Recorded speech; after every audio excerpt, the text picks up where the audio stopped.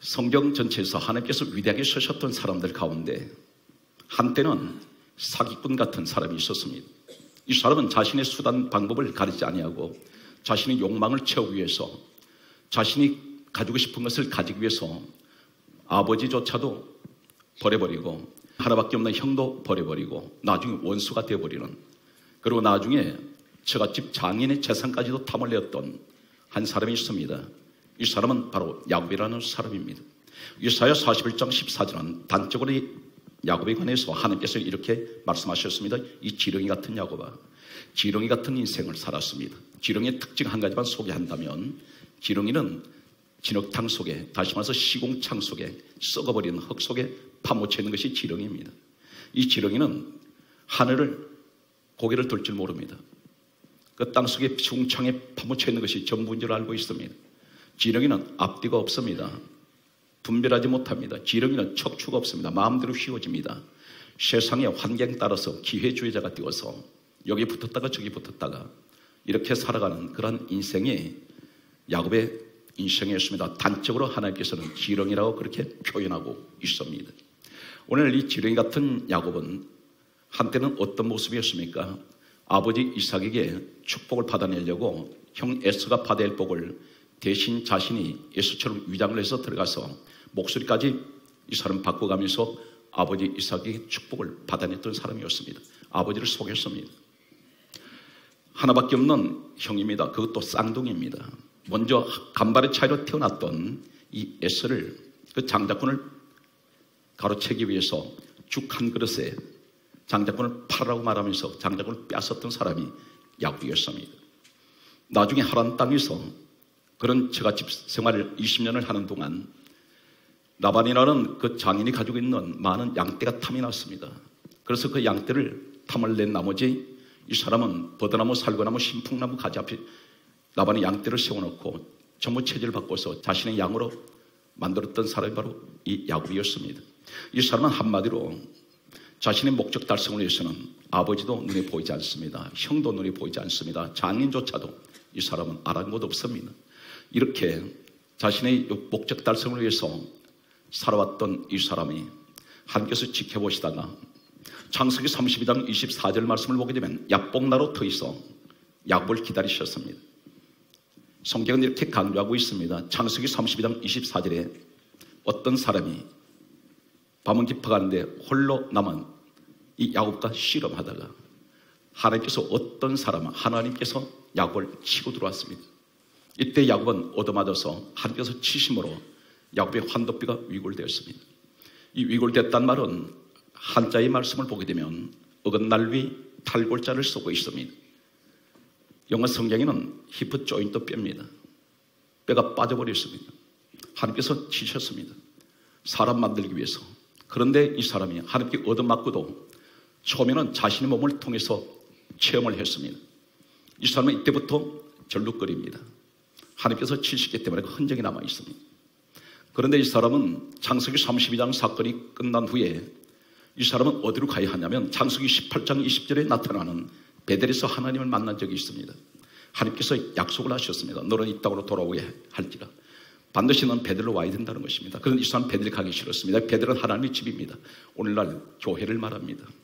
교회 생활에 따분하고 교회 생활에 별로 흥미를 못 느꼈던 사람이 바로 야곱이었습니다. 그러나 간간히 그는 하나님 이름을 부르고 있습니다.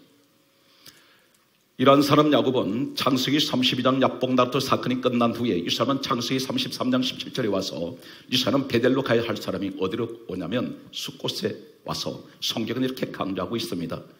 야곱이 숫곳에 와서 자기를 위하여 집을 짓고 짐승을 위하여 우리간을 지음으로 그 이름을 숫곳이라 이르더라. 이렇게 말씀하고 있습니다. 숫곳은 세상을 말합니다. 베델은 하나님 집입니다. 오늘 두 갈래에 어느 길을 선택할지 주저하는 분들이 혹 이 시간도 계신지 모릅니다. 야곱은 하나님의 사람이면서도 항상 마음은 세상에 가 있었습니다. 그래서 숫곳 생활이 좋았습니다. 그곳은 즐길 곳이 많았습니다. 육신적으로 쾌락이 있는 곳입니다. 평안합니다. 교회 생활은 그렇지가 않습니다. 날마다 다람쥐 채바퀴 돌아가듯이 예배 드려야 되고 기도해야 되고 늘 봉사해야 되고 섬겨야 되고 이러한 것은 세상 문화와 전혀 다른 세계입니다.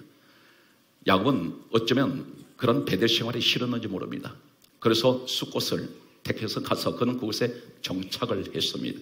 결과는 이곳에 정착했던 그는 아버지 따라갔던 자녀들 가운데서 디나라는 외동딸이 추행을 당하게 되고, 이 사건으로 인해서 디나를 추행했던 세겜 추장 그리고 그 남자들을 시몬 레위가 그 오빠들이 들어가서 할례를 시켜놓고 전부 다 칼로 다 죽였습니다.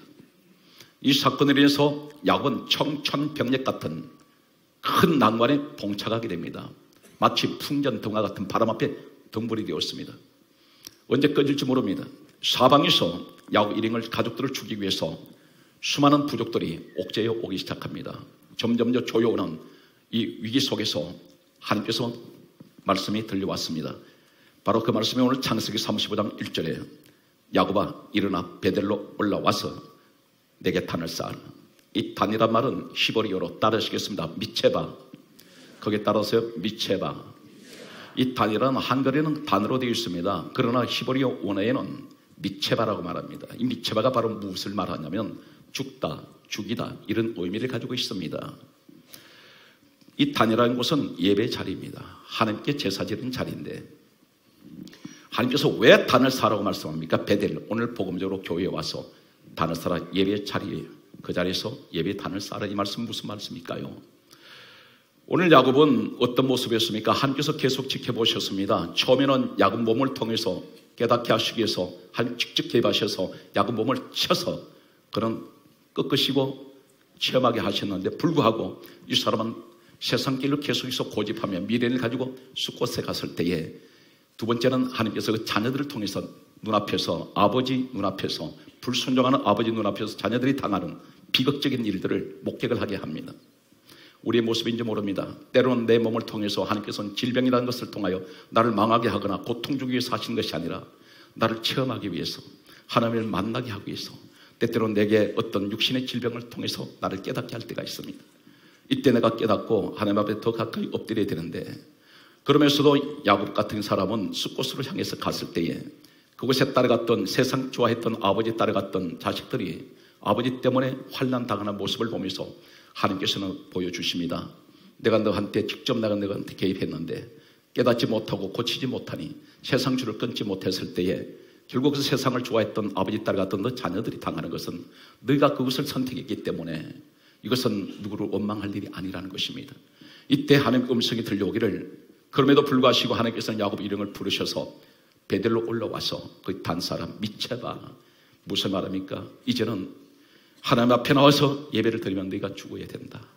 육에 죽어야 되고 예배를 드릴 때마다 우리 예배의 정의가 무엇인지 아십니까? 단순하게 몇 시간, 한 시간 이렇게 시간을 가지고 내가 와서 하나님 말씀 듣고 나는 전혀 변화가 없이 아무 감동도 없습니다. 그냥 와서 형식적으로 예배 드리고 그리고 자리 따뜻하게 하고 돌아갑니다. 이것은 진정한 하나님 받는 예배가 아닙니다. 진정한 예배는 바로 무엇인지 아십니까? 내가 하나님 앞에 나와서 양파 껍질 벗기듯이 예배를 드릴 때마다 내 육의 껍질이 하나하나 벗겨지는 것입니다. 이것이 내 죽어지는 것입니다. 그 세상에서 교만했던 사람이 교만이 죽어지고 교만의 껍질이 벗겨지고 그리고 내 혈기가 죽어지고 내 세상껏 좋아했던 것이 다 꺾어지고 아무리 돈이 많다고 자랑해도 사람에게 사형성 같은 질병이 들어올 때는 막아낼 방법이 없습니다. 이 땅에서 할 수 있다는 일보다 할 수 없는 일이 더 많습니다. 우리는 가능한 일보다 불가능한 일이 더 많습니다. 그래서 세상 것을 가졌다고 너무 자랑하지 마십시오.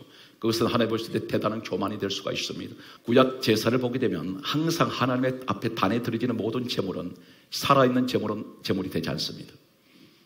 어떤 제물이든 반드시 소, 양, 비둘기는 반드시 하나님께 정결한 짐승들인데 다 죽어야 하나님께서 그 제사를 받으셨습니다. 오늘 예배에 내 육은 죽어지고 주여 신년 새해는 새롭게 나는 거듭나기를 원합니다. 이제는 새 사람으로 바꿔지기를 원합니다. 이 고난이 결코 그래서 우리에겐 저주가 아니라 하나님이 축복으로 가는 이 오늘 내게 오는 이 고난은 하나의 축복의 지름길입니다. 성경은 이렇게 강조하고 있습니다. 그런데 이상한 장면이 성경에 소개되고 있습니다. 야곱 이야기가 쭉 진행되다가 갑자기 성경에는 한 구절이 이상한 내용이 튀어나옵니다.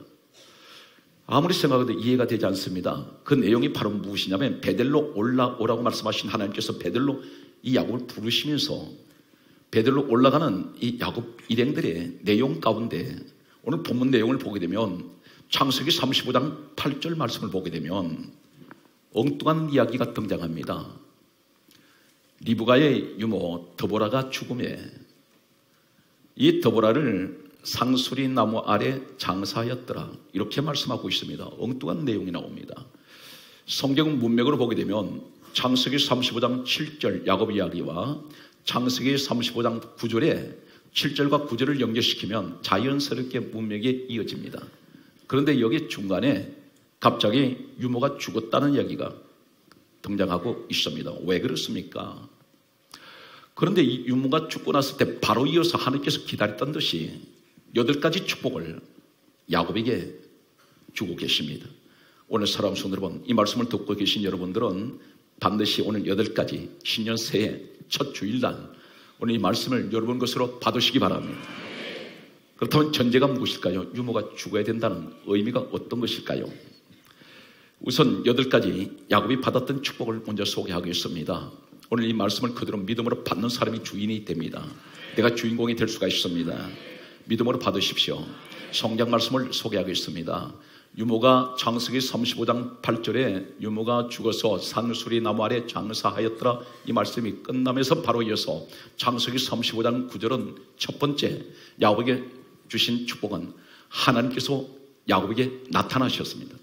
야곱을 찾아오셨습니다. 거룩하신 전나가신 하나님께서 오늘 사기꾼 같은 이런 야곱을 찾아오시고 만나주셨습니다. 인류에서 가장 큰 축복 중에 축복, 행운이 바로 무엇인지 아십니까? 하나님을 만나는 만남의 축복입니다. 이 땅에 어떤 사람을 만나는 것보다도 더 귀하고 더 귀한 그 만남의 축복은 하나님을 만나는 것입니다.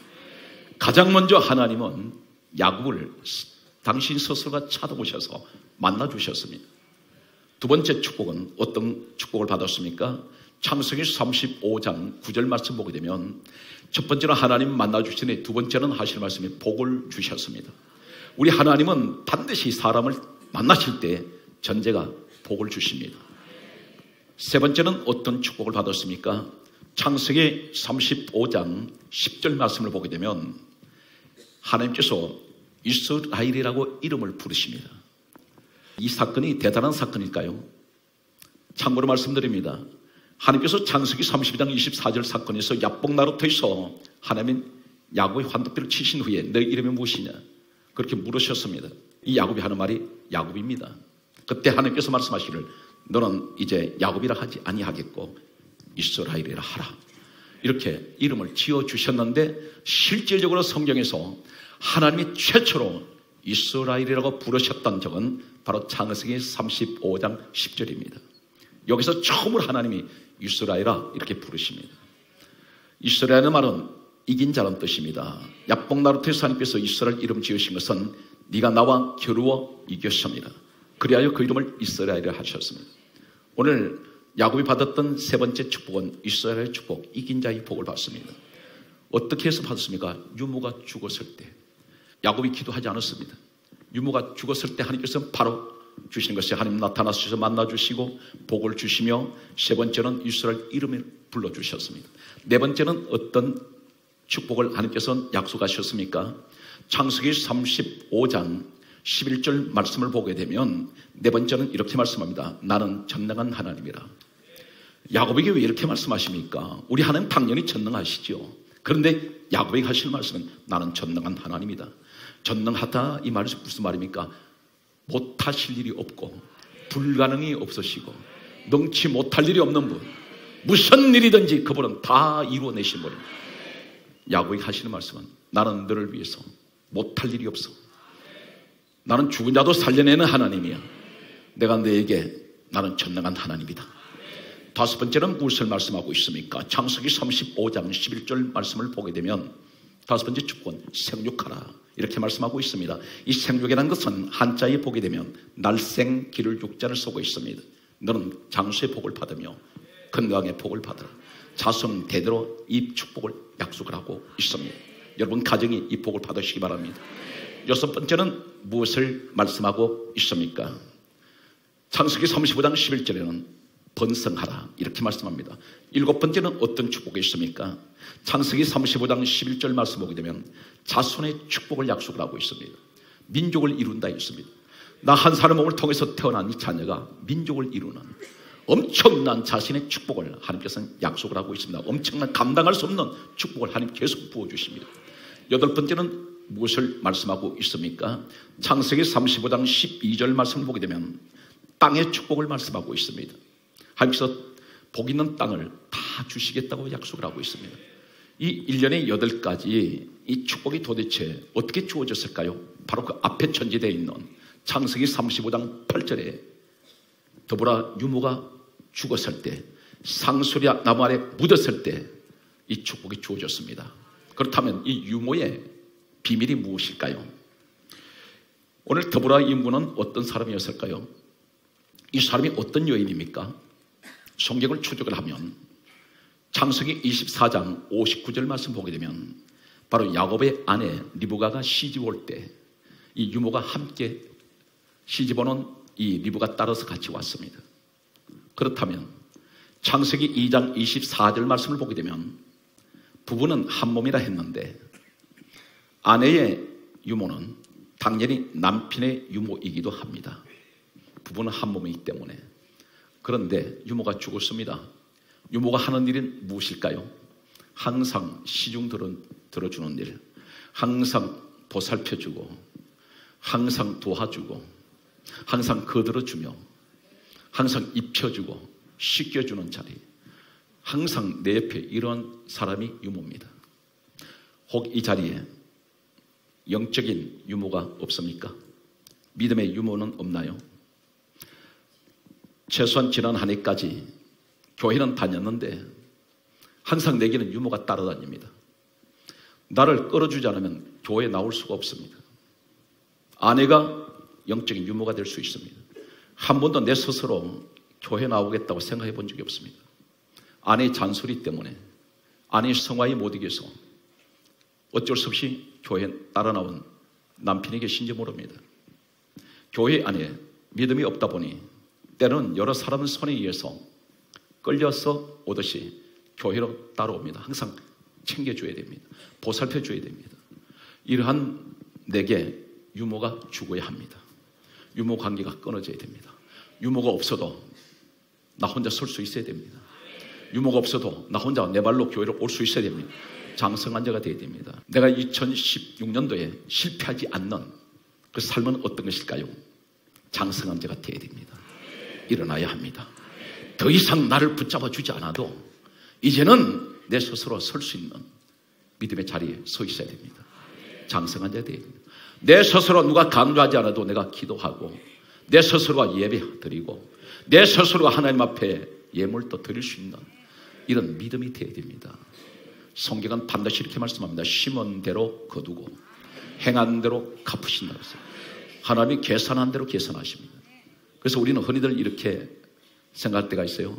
하나님 앞에 무조건 하고 달라면 다 주신다. 그런데 성경은 그 원리가 아닙니다. 누구든지 예수 믿으면 구원받습니다. 이것은 모든 사람에게 주시는 선물입니다. 예수 믿으면 다 구원받습니다. 그러나 나머지는 심어야 됩니다.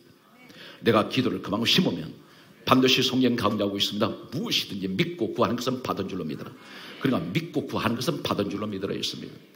오늘 우리가 왜 기도가 응답이 안 되고 왜 이렇게 문제가 어렵냐?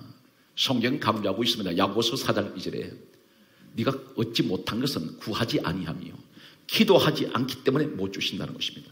기도하지 않는다는 건 뭘 말합니까? 어린아이 같은 신앙 가지고는 기도하지 않습니다. 오늘 성경은 우리에게 무엇을 말씀하고 있습니까? 유모가 죽었다는 것은 야곱에게는 이제 유모가 없습니다. 오늘 우리에게 말씀하고 있습니다. 하나님 2015년도까지는 제가 걸핏하면 시험에 잘 들고 걸핏하면 교회 다니는 데 대해서 갈등하고 저 혼자 여러 가지로 힘들 때 다른 사람들이 나를 강요하다시피 나를 끌고 가서 교회로 와서 예배는 드리지만 전혀 감동이 없었습니다. 그런데 제가 이 땅에서 산다면 아무리 오래 살아도 100세를 넘지 못할 그런 인생인데 하나님, 앞으로 제가 얼마나 몇십 년 더 살지는 모르겠습니다. 그러나 이렇게 살아와도 제겐 지금 나아진 것이 더 이상 없습니다. 2016년도 저는 결단합니다. 하나님, 이제는 제게 유무가 없어지게 하시고 제 스스로 서서 하나님 앞에 바로 나아갈 수 있는 장성한 자가 되게 하여 주옵소서. 성경은 이렇게 강조하고 있습니다. 여러분, 절뚝발이 신앙되면 어떻게 되는지 아십니까? 성경 말씀을 그대로 제가 전달하겠습니다. 레위기 21장 18절 말씀 보게 되면 절뚝발이가 있습니다. 이 절뚝발이 신앙은 어떤 것이냐면 레위기 21장 23절 말씀 보게 되면 장 안에 들어오지 못할 것이요, 이 장은 무슬만 하나님의 장막, 성막, 오늘날 복음적으로 교회입니다. 절뚝발이 신앙입니다. 쩔뚝쩔뚝합니다. 성경은 신약에 와서 오순절 성령 역사가 임하고 난 후에 사도행전 3장 1절을 보게 되면 성전 미문에 남윤수와 안전병이 된 자가 앉아 있습니다. 마당에 앉아 있습니다. 이 사람은 앉아있는 상태에서는 성전 안에 못 들어갑니다. 일어났을 때, 뛰며 춤출 때, 정상적으로 걸을 때 성전 안에 들어갑니다. 우리에게 지금 말씀하고 있습니다.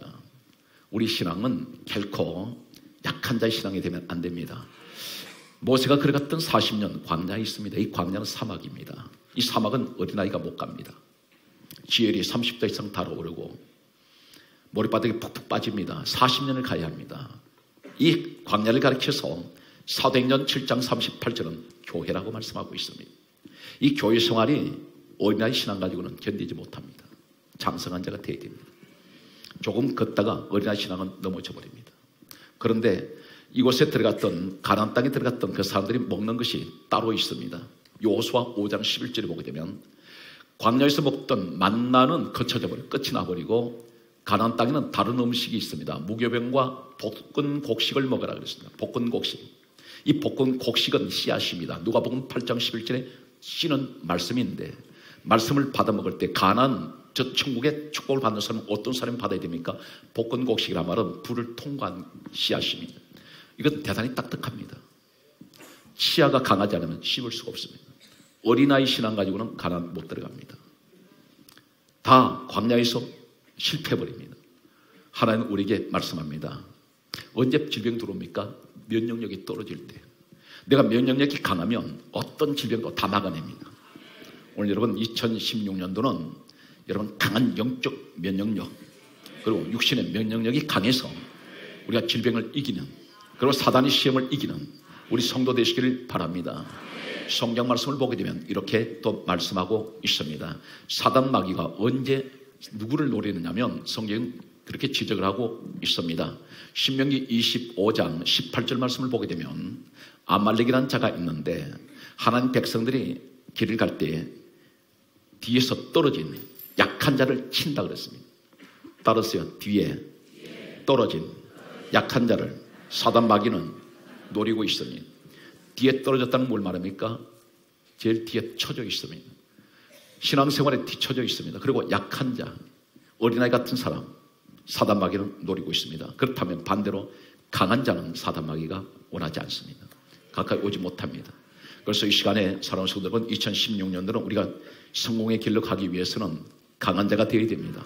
어떤 강한 사람이 되어야 됩니까? 믿음이 강하고 예배 생활이 강하며 은혜 생활이 강하고 기도 생활이 강한 이러한 사람이 되십시오. 그러면 하나님께서는 우리를 도와주십니다.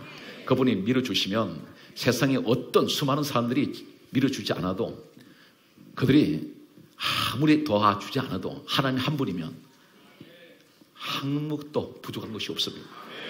저는 최소한 이 땅에서 첫째는 하나님이 저를 지켜주셨고, 두 번째는 우리 사랑하는 성도 여러분들이 계셨기 때문에 저는 오늘 이 자리까지 건재할 수가 있었습니다.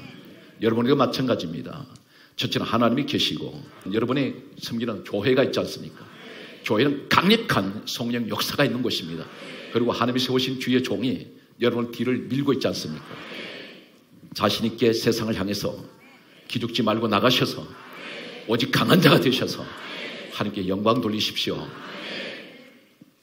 성경은 또 이렇게 말씀하고 있습니다. 창세기 30장 42절 말씀을 보게 되면 약한 자는 라반의 것이 되고 강한 자는 야곱의 것이 된지라, 이렇게 말씀합니다. 이 누구를 의미하냐면 양을 의미하고 있습니다. 양은 복음적으로 요한복음 21장 15절 말씀 보게 되면 양은 예수님께서 말씀하셨습니다. 내 양을 쳐라, 내 양을 먹이라. 이 말씀 무슨 말입니까? 우리 성도를 의미하고 있습니다. 약한 자는 라반의 것이 됐다는 것은 뭘 말합니까? 같은 양은 양인데 라반의 양은 하란 땅에 버려진 양입니다. 그런데 야곱의 양은 실한 자, 강한 자는 가나안 땅 가는 양입니다. 세상에 버려진 양이 있는가 하면 가나안 땅 가는 양이 있는데 강한 자, 실한 자는 강한 자를 의미합니다. 강한 자가 되어야 가나안의 축복을 받을 수가 있습니다. 말씀의 결론을 맺겠습니다. 디모데후서 2장 1절은 이렇게 말씀하고 있습니다. 따라하시겠습니까? 그리스도 예수 안에 있는 은혜 속에서 강하라. 여러분, 은혜를 받으면 강해져요. 그 은혜가 어떤 것입니까? 마음속에 기쁨이 옵니다. 그 은혜가 어떤 것인가요? 마음에 담담이 생겨요. 그 은혜가 어떤 것입니까? 마음에 평안이 와버려요. 이것은 바로 하나님 주신 은혜입니다. 그래서 세상이 두렵지가 않아요. 그리고 늘 주님을 사모하게 됩니다. 이제는 다시는 숫곳에 가 있는 야곱이 아니었습니다. 그럼 베델로 가버립니다. 이 사건 속에서 성경은 이렇게 또 강조하고 있습니다. 누가복음 1장 80절 말씀 보게 되면 아이가 자라며 심령이 강하여지고, 대단히 중요한 말씀입니다. 영적으로 어린아이 같은 사람이 영적으로 자라니까 심령이 강해져 버립니다. 성경은 또 이렇게 강조하고 있습니다. 누가복음 2장 40절 말씀 보게 되면 좀 더 구체적으로 또 이렇게 말씀합니다. 아이가 자라며 심령이 강하여지며 지혜가 충족하며 하나님의 은혜가 그 위에 있더라. 오늘 여러분 되시기 바랍니다. 말씀에 오늘 마지막 성경 말씀이 되겠습니다. 따라하시겠습니다. 사사기 14장 14절 크게 따라서요. 강한 것에서 단 것이 나왔느니라. 우리가 강한 자가 되면 인생의 단맛을 느낍니다. 써디선 다시는 되돌아보고 싶지 않는 쓰라린 지난날의 그 아픔은 다 기억에서 사라집니다. 언제 그렇습니까? 강한 자가 되면. 오늘 하나님께서 우리에게 단 것이 나온다고 말씀하고 있습니다. 여러분, 2016년 신년 새해가 은혜해가 되시고 항상 어린아이 신앙이 되지 말고 이제는 장성한 자가 되셔서 하나님 주시는 축복을, 야곱이 받은 8가지 복을 받으시는 우리 사랑하는 성도 되시기를 예수 이름으로 축복합니다.